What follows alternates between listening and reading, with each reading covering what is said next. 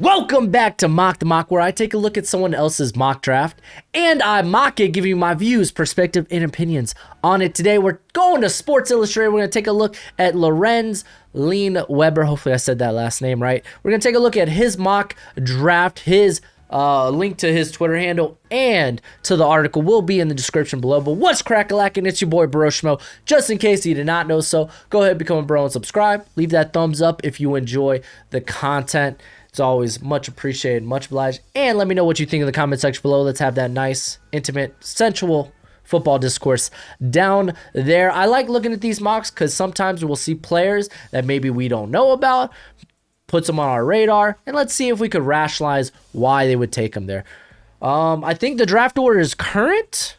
As of maybe, considering this was on the 4th, probably current in terms of before the Monday night game. So let's go ahead and take a look at this sucker, and we're going to start with the Jets. They go ahead, they're grabbing Kayvon Thibodeaux, probably the best prospect in this class, especially if the Jets, if they're picking first. I don't know, man. They just won a game. So maybe this isn't based off current draft order. Maybe the draft order from the week prior. But yeah, no, it makes total sense. He would be a fun addition. And I mean, honestly, their defensive line has been playing bonkers. Carl Lawson, you throw Thibodeaux in that. Was it Franklin Myers is playing really good football? Bryce Huff, the former guy out of Buffalo, he's been playing good as a rotation piece. So I like that. I like that quite a bit. And then the Jacksonville Jaguars go Kyle Hamilton. I don't know if safety is necessarily the call here, but I don't mind it. Derek Stingley would be enticing. Evan Neal would be enticing. But Kyle Hamilton, I think you can make an argument that he's been more dominant than those other two guys. And I get it. You could kind of you could place him a lot of different places in that defense. So I don't mind it one bit. He's a blue chip prospect. As we see, the Eagles is from the Colts pick, I believe. Maybe not. Maybe not. They're going DeMarvin Leal. I'm very high on Leal. I don't know how he fits into that Philly defense who just drafted Milton, Milton Williams out of Louisiana Tech, who's a guy that they could also, on early downs, kick to the outside. Hargrave has been playing. He's probably been the best interior player in the NFL that's not named Aaron Donald. And then, of course, you got Fletcher Cox, who I don't think it's the right time to split ways with him just yet. He's still playing pretty dominantly. Derek Stingley would be a consideration. Yeah, Derek Stingley seems like maybe the only choice here, unless you want to go quarterback. But Hurts has looked fairly decent. Granted, he's looked good against bad defenses, being the Chiefs, being the Falcons this year. So, yeah, maybe you could play Leal outside. If you see him as like the next best edge rusher in this class, if you consider him edge, but you're putting D-line here. He is a guy that can kick, that probably should kick inside, but he's been very good on the outside as well. The Detroit Lions, they're actually going edge, Drake Jackson. Drake Jackson has been playing great football the last few weeks. It was what we needed to see. We needed to see more consistency. He comes in against Colorado, has 6 pressures, I think 2 sacks. Is exactly what we want to see from him. That way when he gets to the big games against like UCLA, Arizona State, BYU, against quality tackles, that if he performs extremely well, it's like great. And he did it against even lesser competition. But I don't like Derek Stingley, I'm not gonna lie to y'all, might be a consideration because they've been beat up. You really don't know what you have in Okudah yet. Fatu, he should return in the next week or two, and then Arouari's been all right, but honestly, like corner, it's the most volatile position on the defense and probably in general. I don't mind grabbing more depth there. Evan Neal, they're kind of set at tackle. This is a tough pick admittedly, especially if you're not sold on the quarterback class. The New York Giants are the next pick. They go Evan Neal. This is kind of a no-brainer. Nate Solder's been bad. They refuse to play Matt Pert. Billy Price has been pretty terrible too. But, I mean, that's an interior guy. So, and you know Neal's going to be playing outside. So, yeah, it makes total sense. Real quick, a word from our sponsor, Underdog Fantasy. If you're looking to make a little extra cash money doing something you're good at, and since you're watching this video, I imagine you know a little something about football, then go ahead, download Underdog Fantasy. They got weekly best ball leagues. They got player prop bets. I got the Monday nights games going on right now, and I got some player prop bets that I'm hoping hits big. And they do pick'ems. So download Underdog Fantasy. Use promo code BROSCHMO. It gets you $10 upon your first $10 deposit. So you throw in 10, they're like, here, now you have 20. So supports the channel. They support me, help you. You get money. Yeah, I guess back to the video. What an ad. All right, what else we got? This Eagles pick next. And the first corner off the board's Andrew Booth. Wow, as we see, the New England Patriots, wow, they got them pretty high. But we'll go ahead and scroll down here. Andrew Booth, to me, he's out of like the top 5 corners in this class because they're all fairly close with Stingley, Elam, Booth, McDuffie, and Sauce. I think Booth's been the least impressive so far this year. Last 2 weeks, man, he's kind of struggled a bit, man. He's lost on some one-on-ones. So I don't know if I'm at all willing maybe to take him top 10 at this point. I think Elam, especially if Stingley's still around, takes Stingley, but Eagles going corner makes sense. New England Patriots, they go Stingley. This would be wow. Dude, if I'm the Patriots, yes. I don't think Patriots going to be this bad to where they're in the top 10, but yes, Stingley makes a ton of sense. And he's a good fit. Best athlete probably in this class too. George Karlaftis going to the Falcons. You would think maybe you pull the gun at quarterback, but Matt Ryan's been looking a bit better. So maybe you don't grab the heir apparent just yet, but Karlaftis being the next edge off the board. For me, Aidan Hutchinson, Kingsley Enagbari are the next guys. This pass rush is terrible for the Falcons. Horrible. I think if they're not going to go quarterback, then you're going edge, you're going corner. That defense is terrible. The Houston Texans here at 9, that's kind of wild. They don't go quarterback. This, admittedly, this was done after the Davis Mills debacle where he looked terrible against the Bills. I think he was like, 7 of 21 or something for 87 yards and 4 interceptions. It was a horrible game. They go offensive tackle, trying to find someone opposite of Tunzel, but I think you have to pull the trigger at a quarterback, man. I'm not going to lie. Like, especially if you're picking at 9, it makes it a bit easier. The value seems a lot better for a Malik Willis, a Matt Corral, Sam Howell, whoever's really. You could even include Spencer Rattler. That I'm telling you, Rattler, the arm talent's there. So between those 4 guys, I think you pull the trigger on whoever you're the highest on. And then the Eagles, this is their 3rd pick in the first round. It's in the top 10. And they go Zach Harrison. What a question mark to be had. I get it. The ceiling is very intriguing. The physical tools, like the physical skill set, but he's exceptionally raw. And over Hutchinson, over Enagbari, and like with Harrison, I don't know if I even consider him in the next group of being like Karlaftis, Benito, Anderson, Sanders. I don't think I include Harrison in that bunch. This is a very deep edge class, to be fair.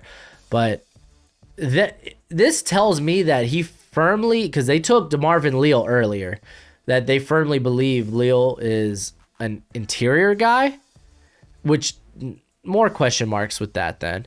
If they're taking Harrison here. So I'm not in love with this. I didn't really speak too much on Sean Ryan. I probably should.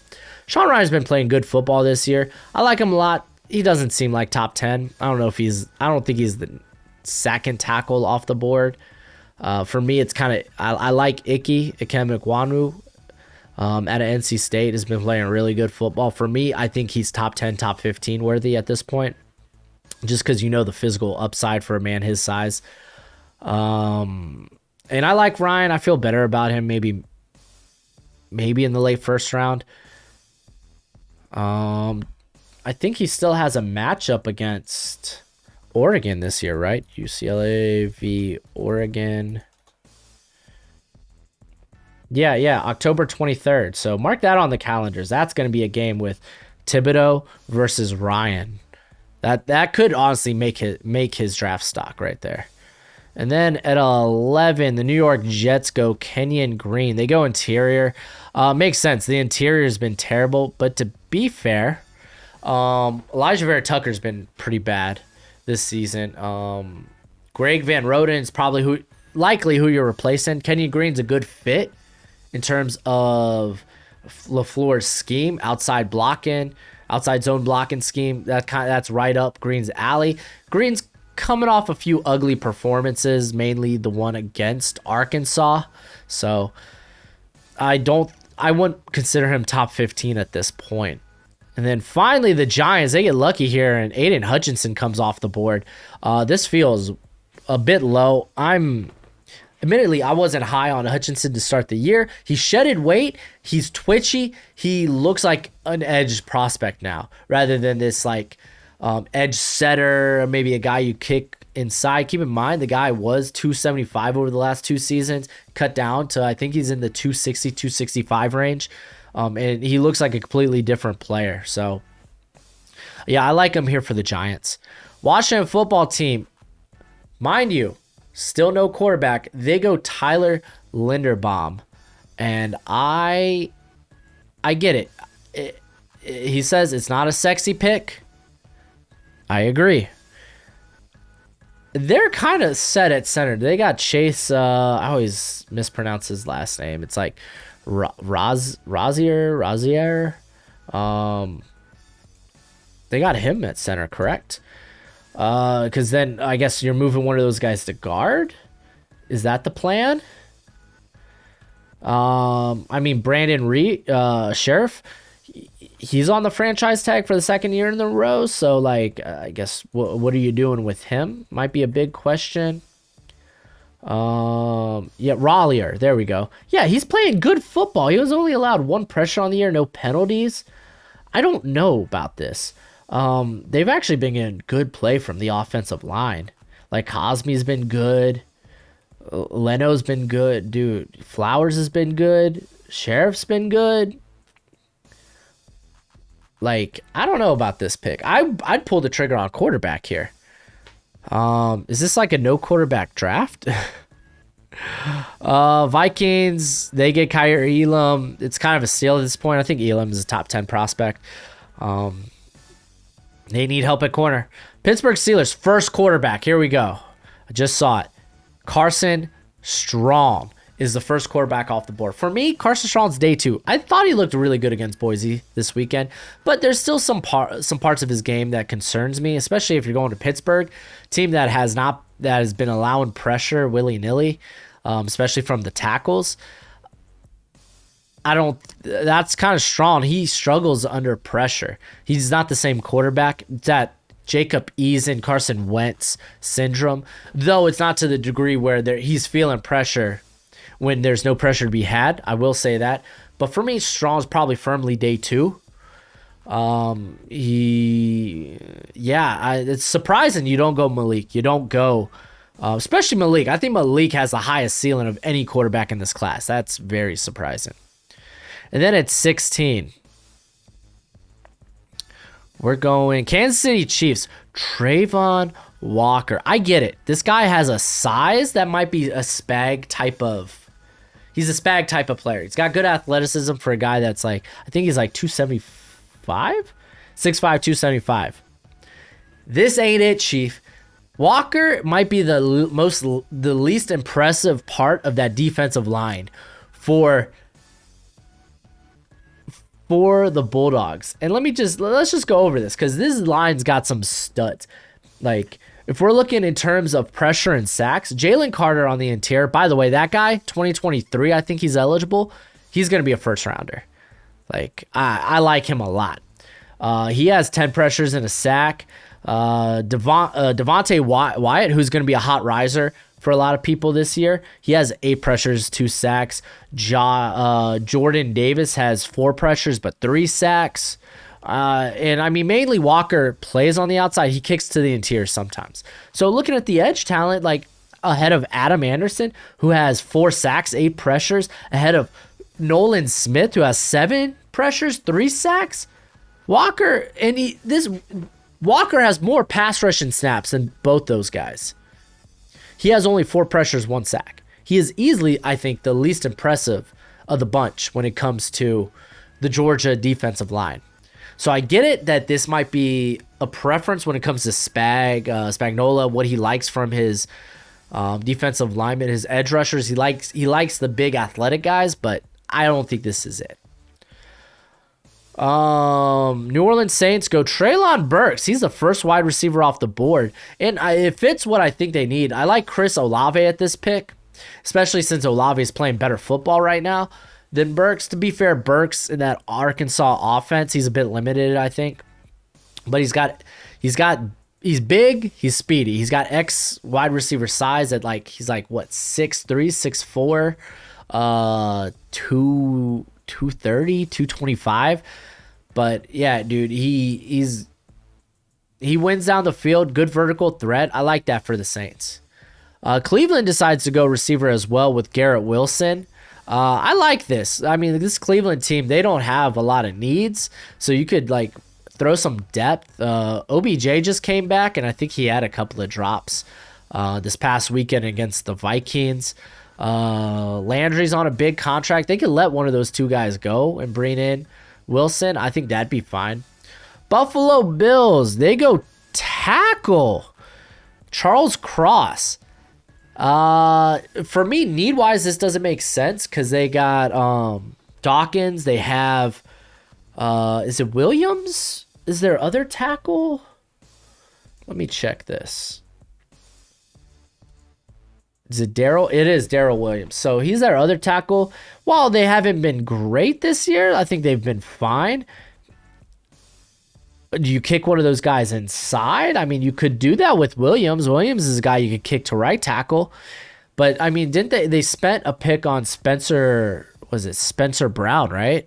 So he's probably their right tackle of the future. Charles Cross, he's fringe first round right now. He's playing some good football, I think. But I'd still take a guy like Nicholas Petit-Frere over him.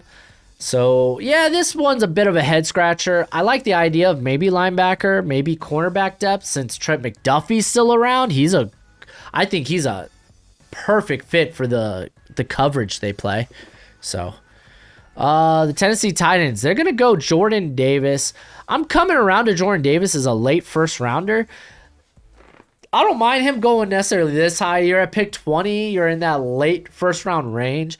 Davis has been really good. He has shown the pass rush and upside, not to a high degree. I don't think he's on a Derek Brown, Javon Kinlaw level in terms of being a prospect, but I get it.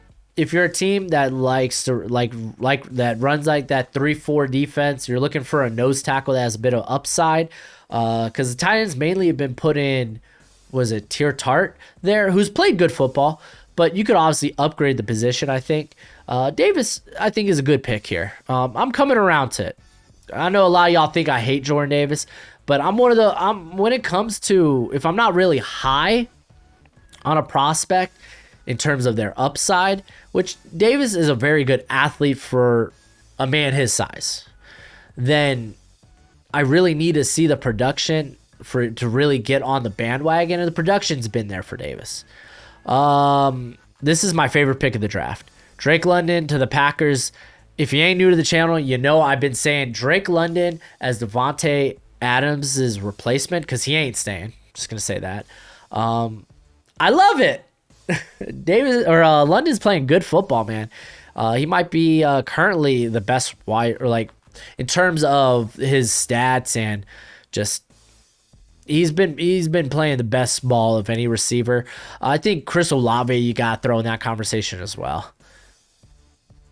22 Miami Dolphins, Darian Kennard. I actually kind of like this. He's been playing really good at right tackle. So in this he firmly lists him as a guard, so you're kicking him inside. He probably projects as a better guard than tackle for a lot of people, but I might put him at tackle, dude. I mean, what? You're going to put Hunt back at right tackle? I think Eichenberg's probably should stay at guard, preferably.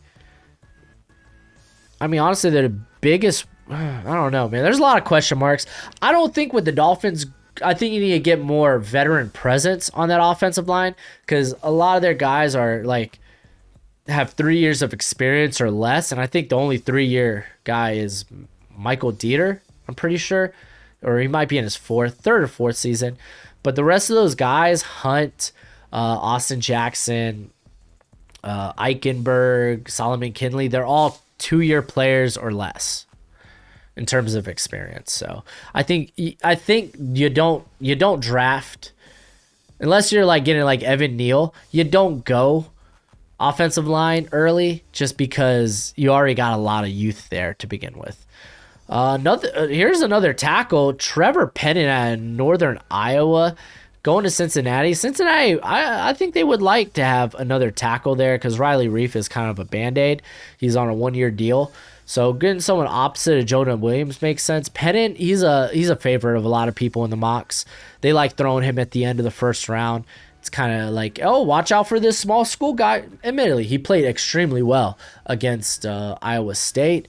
I haven't seen a lot of him. I've seen a bit of his 2019 tape back when I was watching Spencer Brown, and I thought he was more impressive than Spencer Brown. But, yeah, that's neither here or there. Alontae Taylor out of Tennessee going to the Cowboys. Cowboys get corner help. To be fair, I think their corner backs have been playing better football recently. I mean, Diggs is a monster, first of all. But, yeah, you could probably upgrade the position. I don't mind that. I want to see here specifically with Tennessee. How has he been faring this year? Believe it or not, I haven't watched a lot of Tennessee Volunteer football this year. So I'm looking for the ball skills when it comes to Taylor, especially if you're taking him over guys like McDuffie, like Sauce, then yeah, I kind of got a problem with it. Where art thou, Taylor? Let's see. He's got an interception, got a pass breakup. Wow, he has forced fumble. He's very active in the run game too. He's allowed only 19 receptions on 19 targets.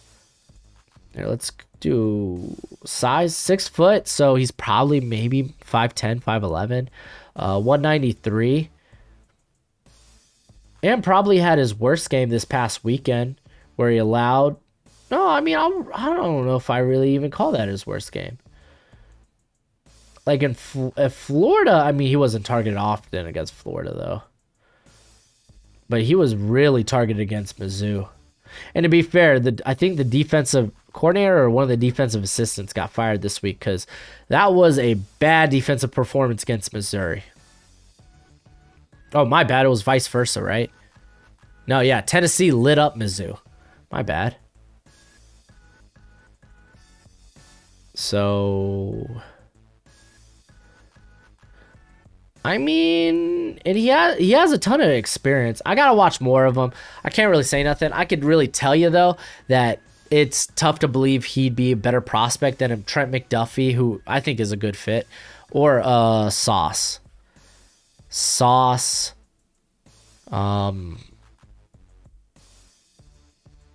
Gardner. There we go. Couldn't think of his last name. The Cincinnati corner. Trent McDuffie goes to the Bucks. I like this pick a lot. They need more cornerback depth. Their corners, again, hurt left and right. Like, we just saw Carlton Davis go down. Jameel Dean's been beat up. Sean Murphy-Bunting's going to miss a lot of the season, if not all of it. So they just signed Richard Sherman to kind of help with that, as you can see right here. But, yeah, Trent McDuffie would be a great addition. Let's keep this train rolling. Baltimore, they go Brandon Joseph. I mean, I get it. The Baltimore, they love their having 3 safeties on the field. But Brandon Stevens, he's not been great, but he's a rookie with a lot of upside. Brandon Joseph being the next safety off the board, I don't know. I like guys like Battle Battle gives you a bit more versatility. Jalen Catalon's been crazy good. So, I don't know. I'm not in love with it. Brandon Joseph's kind of in a down year. Like, his play's been much better recently, but it's not the dominant performance we saw from 2020. Los Angeles Chargers, they go Icky out of NC State. I mean, Brian Bulaga is like, what? Probably not going to be back with the team. Storm Norton hasn't been good, so bam, you put him at right tackle. I think that's great. They list him as offensive lineman, so he could probably play guard for you as well. I mean, I'm a big fan of Icky. I think he's really shown that I think he's worth a shot to play a tackle. He's not just a guard-only prospect. Carolina Panthers, they get Daxton Hill. I like this a lot. I'd probably lean with Catalan, but Hill's been great. Hill, unfortunately, has been playing mainly exclusively in the slot for Michigan. I think that's a disservice to what he can do. He's a lot more versatile than that. He is a guy with some good movement skills. So I like the idea of bringing him to the Panthers, maybe having him come in the slot because they don't really have a dedicated slot guy there. So having him play the slot occasionally, but being your deep ball defender. So I actually really like this pick. Denver Broncos, they go linebacker. They're going Devin Lloyd, first linebacker off the board. I like it, man. I like this a lot, man. He has been, he's going to be super productive. He doesn't have, the athletic tools like Christian Harris and Henry Toto from Alabama, but he is a lot more consistent, and the dude's going to be stellar. He's going to get pressure for days. He's going to be a guy you want to blitz and blitz often. Have we seen a quarterback go off since Strong? I don't think we have.